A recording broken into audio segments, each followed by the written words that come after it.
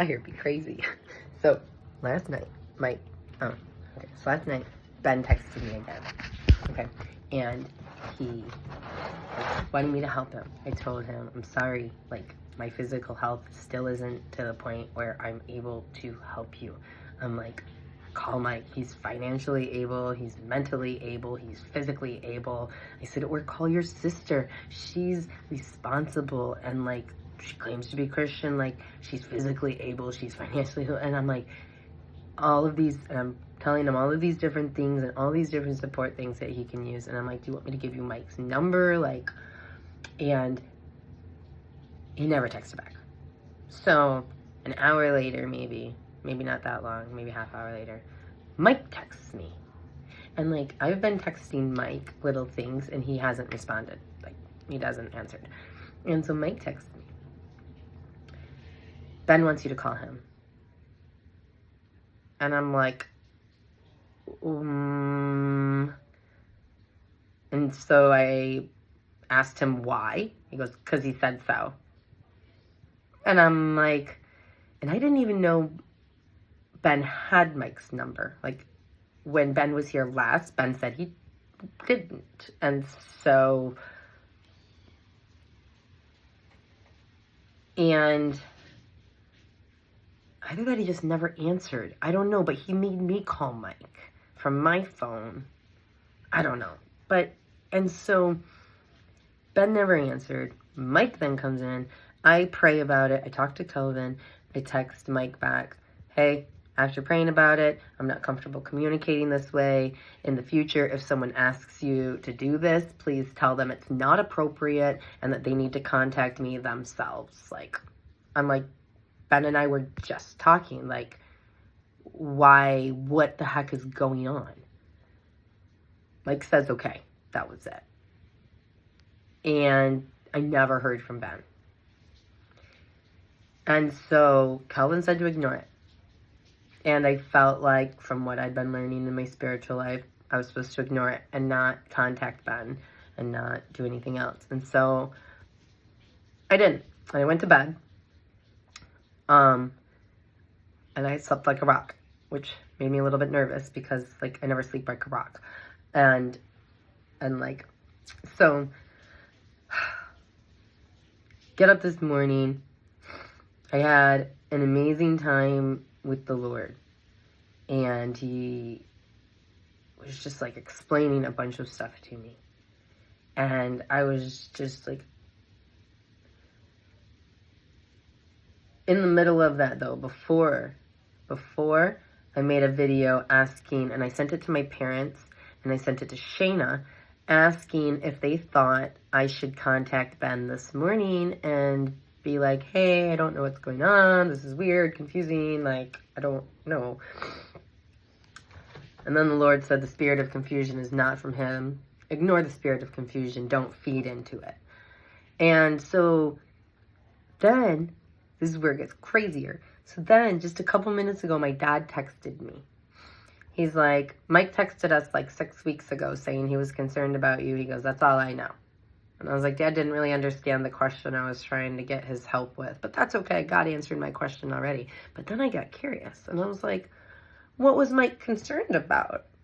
And I was like, he hurt me really bad. And when I tried to talk to him about it, he got angry, kicked me out, and, like, hasn't talked to me really since. And that was 8 months ago.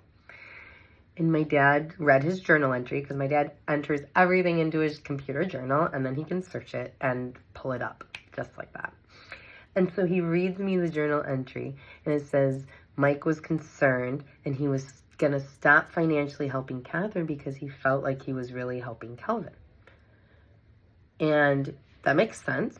And if Mike would have just said that, that would have made sense. But Mike lied to me. Mike lied to me, and he said the reason he was stopping helping me was because I didn't say thank you every single week on time. And, like, I don't know if I told you, like, that whole story with Mike or how much detail you remember or whatever about that, but, like, Mike lied to me, and, like, over and over and over in so many different ways. And I just found out. And, like, I knew he was lying, but I couldn't prove it before. Now I have the proof. And I'm now sitting, contemplating, and going to pray about it and put a pin in this and ask the Lord to give me discernment on what I want to do.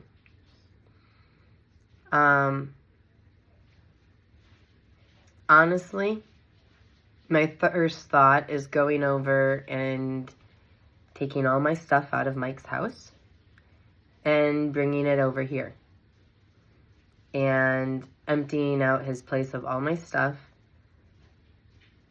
And I don't want anything to do with a person like that. At the same time, and I just watched this YouTube video about the spirit of Jezebel and how, like, any blessings that come with that spirit aren't from the Lord. And the spirit of Jezebel is the spirit of confusion, the spirit of manipulation. It's the spirit of Mike. And so I'm praying. So I'm just asking, I guess I would love you to pray for me in this situation. I would love any godly biblical advice you have on the subject. Because I'm not really sure how to handle this appropriately. But I know that God always gives me everything I need before the problem arises. And because of what I just finished learning this morning, right before my dad told me that, and last night, like, I'm like, okay, Lord, what do you want me to do? And I've been learning so much lately. I don't want to spit on a gift that God gave me. I don't want to turn my back on someone that needs love. I don't want to do something unloving in the name of Jesus and then be doing the very thing that I'm accusing others of doing. I don't want to be a hypocrite. I don't want to be disingenuous. I want to make God proud. I want him to look at my choices and say, well done, my good and faithful servant. I want him to be proud of me. And I've never been in this kind of situation before. And I know it needs to be handled with, as I tell Isaac, verbal finesse or graceful truth. And so, yeah, that's what's going on right now. So please feel free to pray for me, pray for the situation. Any godly advice, like, bring it on, baby.